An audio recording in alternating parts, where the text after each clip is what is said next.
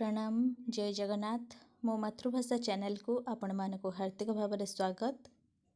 तो आज आम संवाद प्रस्तुति फीचर रचना बा विज्ञापन प्रस्तुति संपर्क में अन्य 40 गोटी प्रश्न तर आलोचना करवा जहाँकि आमर +3 6th सेमिस्टर चतुर्दश पत्र द्वितीय एकक रही अछि। तो जो मैंने आपण मानक चैनल मो मातृभाषा को सब्सक्राइब करना प्रथम कर यही चैनल को आसुचंदी तो गोटे सब्सक्राइब कर दियंतु एवं पाखरे थिबा बेल आइकन ने ऑल ऑप्शन ने सिलेक्ट कर दियंतु जहाँ फल मो वीडियो सर्वप्रथमे आपणक पाखरे पहुँची पारिबो। तो मो पूर्व वीडियो रे संवाद प्रस्तुति फीचर रचना बा विज्ञापन प्रस्तुति संपर्क में 44 गोटी प्रश्नोत्तर आलोचना करी। तो आज आम से संपर्क में अन्य 40 गोटी प्रश्नोत्तर आलोचना करिबा। तो चलंतु देखिबा फर्स्ट क्वेश्चन कौन रही। दृष्टांत पद्धतिर एक उदाहरण दियो। दृष्टांत पद्धतिर उदाहरण हैला जोर्डान कन्या को पाकिस्तान बर। फीचर रो अर्थ कौन? इंग्राजी भाषा रे फीचर हेउछि एक स्वतंत्र बा विशेषत्व मंडित दृश्य बोधात्मक गद्य रचना जहाको पढ़ु पढ़ु पाठक सामने देखी होई जिबा भली प्रत्यय करिब। परवर्ती प्रश्न हेउछि रूपकात्मक फीचर रो व्युत्पत्तिगत अर्थ कौन? रूपकर अर्थ हेउछि रूप युक्त तीज युक्त अक जहा तत्व को आकारयुक्त व्याख्यान विशेषत्व रे परिमंडित करिथाए। तत्व बा घटनाश्रित तथ्य को मूर्तिमान आकार प्रदान करिबा ही रूपक बा आकृति संवाद। परवर्ती प्रश्न हेउछि मानसिक आग्रह धर्मी फीचर काहाकु कुहंती? मानसिक आग्रह धर्मी फीचर रे मानविक आग्रह को नहीं आलेख्य प्रस्तुत करा जाए।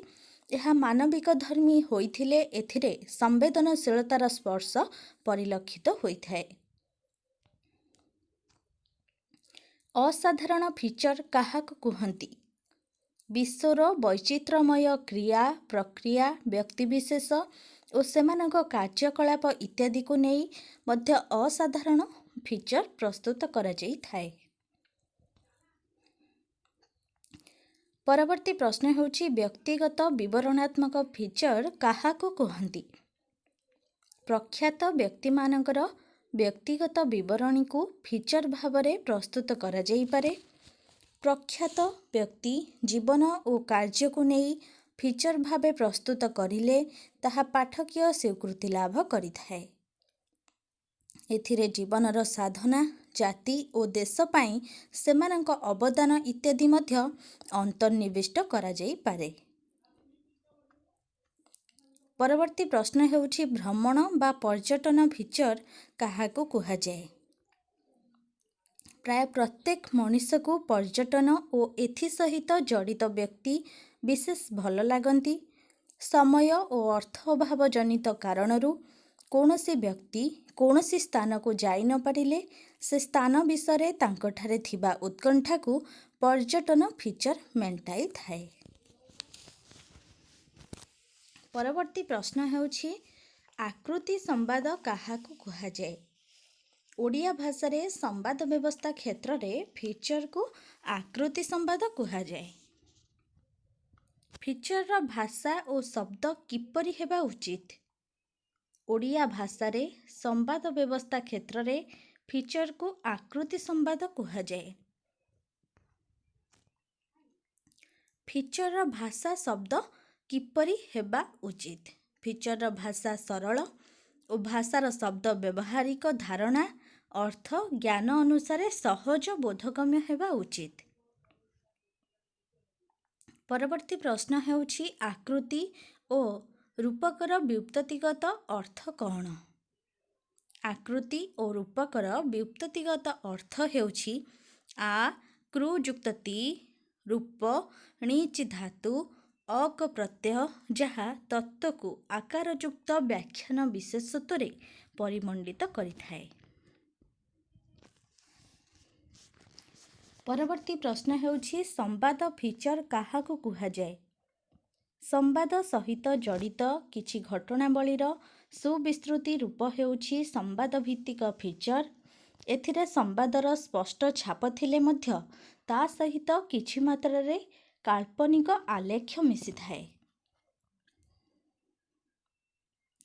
ସଂସ୍କୃତି ଓ ମନୋରଞ୍ଜନ ଭିତ୍ତିକ ଫିଚର କ'ଣ? ଏପରି ଫିଚରରେ ଗୋଟିଏ ସଂସ୍କୃତି ବିଷୟରେ ଭଲ ଭାବେ ଗବେଷଣା କରାଯାଇ ତାର ବିଭିନ୍ନ ସାଂସ୍କୃତିକ ଦିଗ ବିଷୟରେ ଆଲୋଚନା କରାଯାଏ। ଏଥିସହିତ ଲୋକଙ୍କ ମନୋରଞ୍ଜନ ଉଦ୍ଦେଶ୍ୟରେ ସିନେମା, ଯାତ୍ରା, ଖେଳ, କସରତ ପ୍ରଭୃତି ଭିନ୍ନ ମାଧ୍ୟମ ଉପରେ ମଧ୍ୟ ଆଲୋଚନା କରାଯାଏ।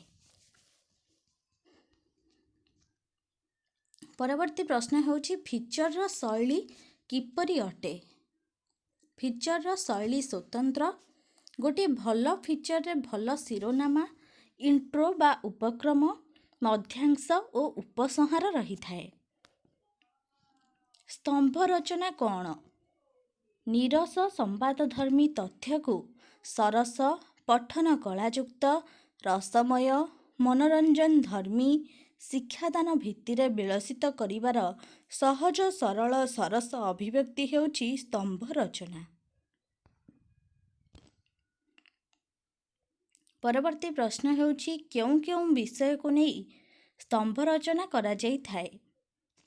ସ୍ତମ୍ଭକାରଙ୍କ ନିଜସ୍ୱ ରୁଚି ଓ ଧାରଣା ଅନୁସାରେ ରାଜନୈତିକ, ସାମାଜିକ, ସାଂସ୍କୃତିକ, ବିଜ୍ଞାନ, ଶିଳ୍ପ, ଗ୍ରାମାଞ୍ଚଳର ସମସ୍ୟା, ଅର୍ଥନୀତି, ବାଣିଜ୍ୟ, ସାହିତ୍ୟ, ଶିକ୍ଷା, ଧର୍ମଦର୍ଶନ ଆଦି ବିଷୟକୁ ନେଇ ସ୍ତମ୍ଭ ରଚନା କରାଯାଇଥାଏ। ସ୍ତମ୍ଭ କିପରି ପ୍ରକାଶିତ ହୁଏ? ପତ୍ରିକାଦିରେ ବିଶେଷ ସଂଖ୍ୟାରେ ସଂଖ୍ୟାଟିର ବିଶିଷ୍ଟତାକୁ ନେଇ କାହାଣୀ ସୂତ୍ରରେ ପ୍ରକାଶିତ ହୋଇଥାଏ ସ୍ତମ୍ଭ। ପରବର୍ତ୍ତୀ ପ୍ରଶ୍ନ ହେଉଛି ବିଜ୍ଞାପନର ଉଦ୍ଦେଶ୍ୟ କ'ଣ? ବିଜ୍ଞାପନର ଉଦ୍ଦେଶ୍ୟ ହେଉଛି ଗୋଟିଏ ଉତ୍ପାଦ ବା ସେବାକୁ ବିକ୍ରୟ କରିବା। ବିଜ୍ଞାପନଦାତା ଲୋକଙ୍କୁ ବିଶ୍ୱାସ ଦିଅନ୍ତି ଯେ ସେମାନଙ୍କ ସାମଗ୍ରୀ ସେବା ହେଉଛି ସର୍ବୋତ୍କୃଷ୍ଟ। ବ୍ୟବସାୟିକ ବିଜ୍ଞାପନର ମୂଳ ଉଦ୍ଦେଶ୍ୟ କ'ଣ? ଲୋକ ମାନସିକତାକୁ ବିଭିନ୍ନ ଭାବରେ ପ୍ରଲୋଭିତ କରିବା ବ୍ୟବସାୟିକ ବିଜ୍ଞାପନର ମୂଳ ଉଦ୍ଦେଶ୍ୟ। ଏଥିପାଇଁ ବ୍ୟବସାୟୀମାନେ ଅନେକ କୌଶଳ ଓ ଫନ୍ଦିସ୍ ଫିକର କରିଥାନ୍ତି। ଶିକ୍ଷାର ମାନ ବଢ଼ାଇବା ପାଇଁ ବିଜ୍ଞାପନ କି ବାଣୀ ଶୁଣାଇଅଛି? ଶିକ୍ଷା ଦ୍ୱାରା ସାମାଜିକ ଆଶେ। ଜନମଙ୍ଗଳ ରାଷ୍ଟ୍ରରେ ଶୈକ୍ଷିକ ସଚେତନା ଆଣିବା ପାଇଁ ବିଜ୍ଞାପନ ବାଣୀ ହେଉଛି ସଭିଏଁ ପଢ଼ିବା, ସଭିଏଁ ବଢ଼ିବା। ରାଷ୍ଟ୍ରର ସାର୍ବିକ ବିକାଶ ଶିକ୍ଷା ଉପରେ ନିର୍ଭରଶୀଳ। ଏହାଦ୍ୱାରା ସଚେତନତା କରାଯାଇଥାଏ। ପରବର୍ତ୍ତୀ ପ୍ରଶ୍ନ ହେଉଛି ବିଜ୍ଞାପନ ପ୍ରସ୍ତୁତି ସମୟରେ କାହା ଉପରେ ଗୁରୁତ୍ୱ ପ୍ରଦାନ କରିବା ଉଚିତ? ବିଜ୍ଞାନ ପ୍ରସ୍ତୁତି ସମୟରେ ଭାଷା ଉପରେ ଗୁରୁତ୍ୱ ଆରୋପ କରିବା ଉଚିତ। ଭାଷାର ବର୍ଣ୍ଣାଳୀ ଭିତରେ ବିଜ୍ଞାପନ ଏକ ପ୍ରକାରର ମାୟାମହଲ ସୃଷ୍ଟି କରି ସମସ୍ତଙ୍କୁ ନିଜ ପ୍ରତି ଆକର୍ଷିତ କରିଥାଇପାରେ। ପରବର୍ତ୍ତୀ ପ୍ରଶ୍ନ ହେଉଛି ବିଜ୍ଞାପନର ଓଡ଼ିଆ ଆଭିଧାନିକ ଅର୍ଥଟି କ'ଣ? ବିଶେଷ ବା ବିଶିଷ୍ଟାର୍ଥକ ବି ଉପସର୍ଗରେ ଜ୍ଞାପ ଧାତୁରୁ ଅନ୍ ବା ତି ପ୍ରତ୍ୟୟ ଯୋଗ ହୋଇ ବିଜ୍ଞାପନ ବା ବିଜ୍ଞପ୍ତି ଶବ୍ଦର ନିଷ୍ପନ୍ନ ହୋଇଛି। ଏହାର ଆଭିଧାନିକ ଅର୍ଥ ଉତ୍ତମ ଭାବରେ ଜଣାଇବାକୁ ଭିତ୍ତି କରି ସରକାରୀ, ଘରୋଇ ଓ ବ୍ୟବସାୟ କ୍ଷେତ୍ରରେ ଠିକ୍ ସମୟରେ ଠିକ୍ ଭାବରେ ଉତ୍ତମ ସୂଚନାର ପ୍ରସାରଣକୁ ବିଜ୍ଞାପନର ଅଭିହିତ କରାଯାଇଛି। ପରବର୍ତ୍ତୀ ପ୍ରଶ୍ନ ହେଉଛି ବିଜ୍ଞାପନ ଏବଂ ବିଜ୍ଞାପନ କଳା କାହାକୁ କୁହାଯାଏ?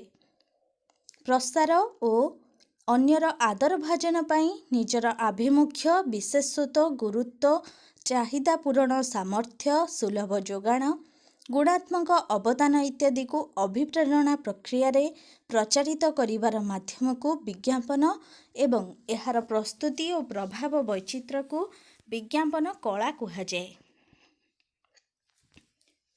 ପରବର୍ତ୍ତୀ ପ୍ରଶ୍ନ ହେଉଛି ବିଜ୍ଞାପନର ବୃଦ୍ଧିକରଣ କେଉଁ ସବୁ କାରଣରୁ ଘଟାଇଅଛି?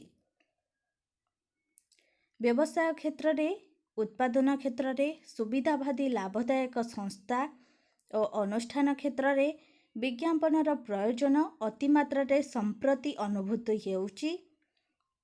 ବସ୍ତୁବାଦୀ ପ୍ରତିଯୋଗିତା, ସ୍ୱତନ୍ତ୍ର ପ୍ରଦର୍ଶନ ମନୋବୃତ୍ତି, ଭୋଗବାଦୀ ସଭ୍ୟତା, ଚାକଚକ୍ୟ ବଜାର ସ୍ଥିତି ଓ ଅର୍ଥନୈତିକ ଉତ୍ଥାନ ପତନ ବିଜ୍ଞାପନର ବୃଦ୍ଧିକରଣ ଘଟାଇଛି।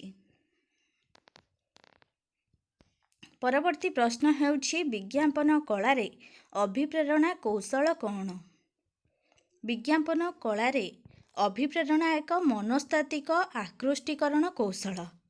ଜଣେ ବ୍ୟକ୍ତି ବା ସମୂହ ବ୍ୟକ୍ତି ଅଥବା ମିଳିତ ଗୋଷ୍ଠୀଙ୍କ ପାଖରେ ନିଜ ସଂସ୍ଥାର ଉତ୍ପାଦିତ ସାମଗ୍ରୀର ଉପଯୋଗିତା ବା ନିଜ ଅନୁଷ୍ଠାନର ମହତ ଉଦ୍ଦେଶ୍ୟକୁ ଆଭିପ୍ରାୟିକ ଅର୍ଥରେ ପହଞ୍ଚାଇବା ଜଣାଇବା ନିମନ୍ତେ ଯେଉଁ ଅନ୍ତର୍ନିହିତ ତତ୍ପରତା ଭାବ ସୃଷ୍ଟି ପାଇଁ ପ୍ରଯତ୍ନ କରାଯାଏ ତାହା ଅଭିପ୍ରେରଣା। ବିଜ୍ଞାପନ କିପରି ଭାବରେ ଜନ୍ମ ନିଏ? ତୃପ୍ତି ପାଇଁ ପ୍ରଚେଷ୍ଟା ଓ ଲକ୍ଷ୍ୟ ସାଧନ ପାଇଁ ଆବଶ୍ୟକ ପଦକ୍ଷେପ ନେବାକୁ ଯାଇ ସେ ଯେଉଁ କାର୍ଯ୍ୟ ସାଧନ କରେ ତାହା ହିଁ ବିଜ୍ଞାପନକୁ ଜନ୍ମ ଦିଏ। ପରବର୍ତ୍ତୀ ପ୍ରଶ୍ନ ହେଉଛି ଉପଭୋକ୍ତାମାନେ କିପରି ବଶୀଭୂତ ହୁଅନ୍ତି? ପ୍ରଶଂସା, ନିନ୍ଦା, ପୁରସ୍କାର, ସୁଲଭ ସୁବିଧା, ମୂଲ୍ୟ ହ୍ରାସ, ଅନ୍ୟ ସମଗୋତ୍ରୀ ଉତ୍ପାଦନ ବା ବିଚାରବୋଧ ସହିତ ତୁଳନା ଓ ନିଜସ୍ୱ ଉତ୍କର୍ଷ ପ୍ରତିପାଦନ ଇତ୍ୟାଦି ମାଧ୍ୟମରେ ବାହ୍ୟିକ ଅଭିପ୍ରେରଣା ସୃଷ୍ଟି କରି ଉପଭୋକ୍ତାକୁ ବଶୀଭୂତ କରନ୍ତି। ପରବର୍ତ୍ତୀ ପ୍ରଶ୍ନ ହେଉଛି ବିଜ୍ଞାନ କିପରି ଦର୍ଶକ ମନକୁ କିଣିଥାଏ? ବିଜ୍ଞାପନ ପ୍ରକୃତ ରଙ୍ଗରେ ଆକର୍ଷଣୀୟ ଚିତ୍ରଛବିକୁ ରଙ୍ଗରଞ୍ଜିତ କରି ଦର୍ଶକଙ୍କ ମନ କିଣିବାର ପ୍ରୟାସ କରିଥାଏ। ବିଭିନ୍ନ ପ୍ରକାର ରଙ୍ଗୀନ ଛବି, ଚିତ୍ର, ଫଟୋ ପ୍ରଭୃତି ସାହାଯ୍ୟରେ ବିଜ୍ଞାପନ ଆକର୍ଷଣୀୟ ତୋରଣ ହୋର୍ଡିଂମାନ ନିର୍ମାଣ କରିଥାଏ। ବ୍ୟବସାୟିକ କିପରି ବିଜ୍ଞାପନ କ୍ଷେତ୍ରରେ ଗୁରୁଗମ୍ଭୀର ଶୈଳୀ ପ୍ରକାଶ କରିଥାଏ? କୁଶଳୀ ବ୍ୟବସାୟୀମାନେ ନିଜ ନିଜ ବ୍ୟବସାୟୀ କ୍ଷେତ୍ରକୁ ବ୍ୟାପକ କରିବା ପାଇଁ ସାହିତ୍ୟିକ ଦୃଷ୍ଟିଭଙ୍ଗୀ ମାଧ୍ୟମରେ ନୂଆ ନୂଆ ବିଜ୍ଞାପନ ବାହାର କରିଥାନ୍ତି, ଯାହା ସେମାନଙ୍କର ବ୍ୟବସାୟିକ ଆଭିମୁଖ୍ୟକୁ କେତେକ ଗୁରୁଗମ୍ଭୀର ଶୈଳୀରେ ପ୍ରକାଶ କରିପାରେ। ପରବର୍ତ୍ତୀ ପ୍ରଶ୍ନ ହେଉଛି ବିଜ୍ଞାପନର କାର୍ଯ୍ୟ କ'ଣ? ଭଲ ଭାବରେ କହିପାରିବା ଅଥବା ନିଜ ଜିନିଷକୁ ଆକର୍ଷଣୀୟ ଶୈଳୀରେ ଉପସ୍ଥାପନ କରିବା ହେଉଛି ବିଜ୍ଞାପନର କାର୍ଯ୍ୟ। କହିବା ଚାତୁରୀ ଦ୍ୱାରା ସେ ଆକର୍ଷଣ ସୃଷ୍ଟି କରିପାରେ। ବିଜ୍ଞାପନ କାହା ଉପରେ ଆଶ୍ରିତ ହୋଇଥାନ୍ତି? ବିଜ୍ଞାପନ ଲୋକ ସମ୍ପର୍କ ସୁବିଧାବାଦୀ, ଲାଭଦାୟକ ଉଦ୍ଦେଶ୍ୟ ଓ ଗଣସଚେତନତାର ଆଭିମୁଖ୍ୟ ଉପରେ ଆଶ୍ରିତ ହୋଇଥାନ୍ତି। ବିଜ୍ଞାପନର ମର୍ଯ୍ୟାଦା କିପରି ବଢ଼ିଥାଏ? ବିଜ୍ଞାପନ ବ୍ୟବସାୟିକ କୌଶଳ କରି ଜନମନ ଭରଣ କରେ, ମାତ୍ର ସାହିତ୍ୟ ନିଜସ୍ୱ ସୃଜନ କୌଶଳର ଲୋକଦ୍ରୁତ ହୋଇଥାଏ, କିନ୍ତୁ ବିଜ୍ଞାପନ ସାହିତ୍ୟାଶ୍ରିତ ହୋଇଗଲେ ଏହାର ମର୍ଯ୍ୟାଦା ବଢ଼ିଥାଏ। ପରବର୍ତ୍ତୀ ପ୍ରଶ୍ନ ହେଉଛି ପ୍ରଚାର କର୍ମ ସମ୍ପାଦିତ କରିବାକୁ ବିଜ୍ଞାପନ କାହାର ଆଶ୍ରୟ ନେଇଥାଏ? ପ୍ରଚାର କର୍ମ ସମ୍ପାଦନ କରିବାକୁ ବିଜ୍ଞାପନ ସାହିତ୍ୟର ଆଶ୍ରୟ ନେଇଥାଏ। ସାହିତ୍ୟ ପୃଷ୍ଠାରେ ଢଗଢମାଳି, ଲୋକବାଣୀ ଇତ୍ୟାଦି ଭରପୁର ହୋଇ ରହିଛି। ଉତ୍ପାଦର ଗୁରୁତ୍ୱ ନେଇ ବିଜ୍ଞାପନ ଲୋକବାଣୀ ଢଗ ଇତ୍ୟାଦିକୁ ଗ୍ରହଣ କରି ସାଧାରଣ ଲୋକ ବୁଝିବା ଭଳି ଶୈଳୀରେ ନିଜ କଥା ପ୍ରକାଶ କରିଥାନ୍ତି। ବିଜ୍ଞାପନ କେଉଁଥିରେ ସଚେତନତା ସୃଷ୍ଟି କରିଥାଏ? ବିଜ୍ଞାପନ ଶିକ୍ଷା, ସ୍ୱାସ୍ଥ୍ୟ, ପାଣିପାଗ, କୃଷି ବିଜ୍ଞାନ ପ୍ରଭୃତି ବିଭିନ୍ନ କ୍ଷେତ୍ରରେ ଏହା ସଚେତନତା ସୃଷ୍ଟି କରିଥାଏ। ପରବର୍ତ୍ତୀ ପ୍ରଶ୍ନ ହେଉଛି ପରିବାର କଲ୍ୟାଣ ପାଇଁ ସରକାର କି ବିଜ୍ଞାପନ ଦେଇଥିଲେ? ପ୍ରାଚୀନ କାଳରେ ପରିବାର ବଢ଼ି ଚାଲିଥିଲା। ଜଣେ ମାତ୍ର ଉପାର୍ଜନକ୍ଷମ ମଣିଷ ବିରାଟ ପରିବାରର ବୋଝ ବହନ କରିବା କଷ୍ଟକର ବ୍ୟାପାର ହୋଇପଡ଼ିଥିଲା। ତେଣୁ ସରକାର ବିଜ୍ଞାପନ ଦେଇଥିଲେ ଆମେ ଦୁଇ ଆମର ଦୁଇ ପରେ ପରେ ସ୍ଲୋଗାନଟି ପ୍ରଥମଟି ଏବେ ନୁହେଁ ଦ୍ୱିତୀୟଟି କେବେ ନୁହେଁ, ଯାହା ପ୍ରଭାବରେ ପରିବାର ନିୟୋଜନ ସଫଳ ହୋଇପାରିଲା। ଦୂଷିତ ଜଳ ଓ ଗଣାଗଣି ଟଙ୍କା ରଖିବା ପାଇଁ କି ପ୍ରକାର ବିଜ୍ଞାପନ ବାହାରିଅଛି? ଦୂଷିତ ଜଳ ପାନ କଲେ ବିଭିନ୍ନ ପ୍ରକାର ରୋଗରେ ଆକ୍ରାନ୍ତ ହେବା ପାଇଁ ପଡ଼ିଥାଏ। ଟଙ୍କା ପଇସା ଗଣି ନ ରଖିଲେ ମଣିଷ ଠକାମିର ଶିକାର ହୋଇଥାଏ। ତ ଏହି ପ୍ରକାର ସଚେତନତା ଆଣିବା ପାଇଁ ସୁନ୍ଦର ଶିକ୍ଷଣୀୟ ବିଜ୍ଞାପନ ହେଉଛି ପାଣି ପିଇବା ଛାଣି ପଇସା ନେବା ଗଣି। କେଉଁ ସବୁ କାରଣ ବିଜ୍ଞାପନର ତଥ୍ୟ ଭଣ୍ଡାର ଅଟନ୍ତି? ବିଜ୍ଞାପନ ଯେତେବେଳେ ସାହିତ୍ୟକ ଉପଲକ୍ଷ୍ୟ, ବ୍ୟଞ୍ଜନା, ପ୍ରତୀକ ଓ ଭାବ ଐଶ୍ୱର୍ଯ୍ୟ ସହିତ ଯୋଡ଼ି ହୋଇଯାଏ, ସେତେବେଳେ ଅଭିପ୍ରେରଣା କାର୍ଯ୍ୟକୁ ଚମତ୍କାର ଓ ରମଣୀୟ ଭାବରେ ସମ୍ପାଦନ କରିବାରେ ସମର୍ଥ ହୋଇଥାଏ। ଏ ଦୃଷ୍ଟିରୁ ଭଲ କାବ୍ୟ, ସଙ୍ଗୀତ ରସିକ ଓ ଭାବୁକ ଉତ୍ତମ ବିଜ୍ଞାପନର ଉତ୍ପାଦନ ଓ ସ୍ଲୋଗାନ ଯୋଗାଇ ଦେବାର ତଥ୍ୟ ଭଣ୍ଡାର ଅଟନ୍ତି। ପରବର୍ତ୍ତୀ ପ୍ରଶ୍ନ ହେଉଛି ବିଜ୍ଞାପନର ଭୂମିକା କ'ଣ? ଜନଶିକ୍ଷା ପ୍ରତି ଆଗ୍ରହ ମନା ହେବା, ବନ୍ୟଜନ୍ତୁକୁ ସୁରକ୍ଷା ଦେବା, ସଂସ୍ଥାମାନଙ୍କର କଲ୍ୟାଣକର ଭାବମୂର୍ତ୍ତିକୁ ପ୍ରଖ୍ୟାପନ କରିବା ଇତ୍ୟାଦି ଗଣସଚେତନତା ସୃଷ୍ଟିକାରୀ ସାମାଜିକ ବିଜ୍ଞାପନ ଗୁଡ଼ିକର ଭୂମିକା ଏକାନ୍ତ ଜରୁରୀ ଅଟେ। ପରବର୍ତ୍ତୀ ପ୍ରଶ୍ନ ହେଉଛି କେଉଁ କ୍ଷେତ୍ରରେ ବଜାର ପରିଚାୟକଙ୍କ ବିଶାରଦୀୟ ପରାମର୍ଶ ଗ୍ରହଣ ଯୋଗ୍ୟ? ବିଜ୍ଞାପିତ ପ୍ରସଙ୍ଗ ଓ ବସ୍ତୁର ସମକାଳୀନ ଆବଶ୍ୟକତା, ଯଥାର୍ଥତା, ବଜାର ସ୍ଥିତି, ଜନମାନସର ଆନ୍ତରିକତାକୁ ଲକ୍ଷ୍ୟ କରି କେଉଁ ମାଧ୍ୟମରେ କିପରି ଭାଷା ଓ ଚିତ୍ର ଯୋଗେ ବିଜ୍ଞାପିତ ହେବା ଉଚିତ ତାହା ସ୍ଥିର କରାଯିବା ଉଚିତ। ଏ କ୍ଷେତ୍ରରେ ବଜାର ପରିଚାଳକଙ୍କ ବିଶାରଦୀୟ ପରାମର୍ଶ ଗ୍ରହଣ ଯୋଗ୍ୟ। ପରବର୍ତ୍ତୀ ପ୍ରଶ୍ନ ହେଉଛି ବିଜ୍ଞାପନ, କଳା ଓ ସାହିତ୍ୟ କିପରି ସମ୍ପର୍କନିତ?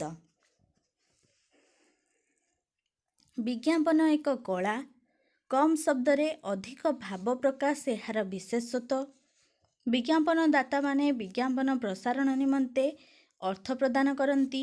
ଏଣୁ ସମ୍ବାଦପତ୍ର, ହୋର୍ଡ଼ିଂ, ପତ୍ରପତ୍ରିକା ବା ଟେଲିଭିଜନରେ ପ୍ରସାରିତ ବିଜ୍ଞାପନ ସବୁ ସ୍ୱଳ୍ପ ସମୟ ବା ସ୍ୱଳ୍ପ ସ୍ଥାନ ମଧ୍ୟରେ ଅଧିକ ପ୍ରକାଶକ୍ଷମ ହେବା ଉଚିତ।